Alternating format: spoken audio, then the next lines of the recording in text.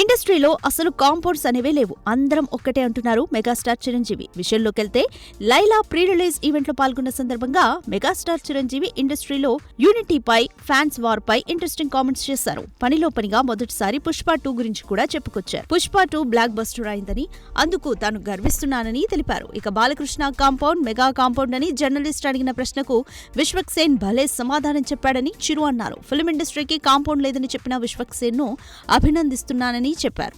అలాగే మరి మూర్తి గారు అడిగారా, నాగేంద్ర అడిగారా, ఎవరు అడిగారో తెలియదు కానీ అక్కడ ఉన్నారు, వెళ్ళిపోయారు మూర్తి గారు తెలియదు కానీ నేను ఆ క్లిప్ చూశాను, వాయిస్ గుర్తు లేదు. మీరు బాలకృష్ణ కాంపౌండ్ కదా విశ్వక్షేణ్, ఇప్పుడు మెగా కాంపౌండ్ నుంచి ఆయన ఎలా వచ్చారు అని చాలా చక్కగా సమాధానం చెప్పాడు. మా ఇంటికి కాంపౌండ్ ఉంది కానీ ఫిలిం ఇండస్ట్రీ కాంపౌండ్ లేదని.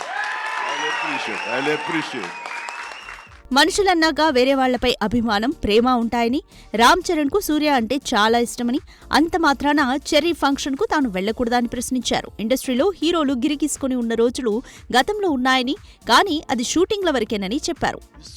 ఫంక్షన్కి వెళ్తున్నావా? ఎందుకు వెళ్ళకూడదు?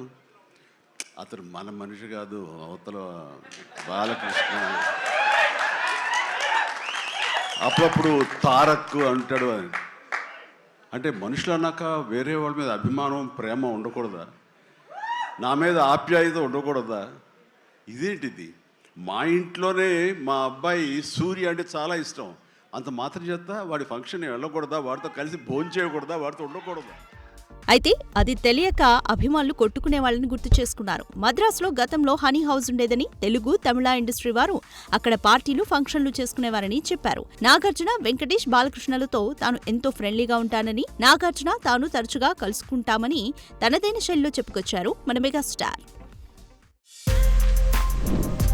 For more videos like this, subscribe Big TV channel.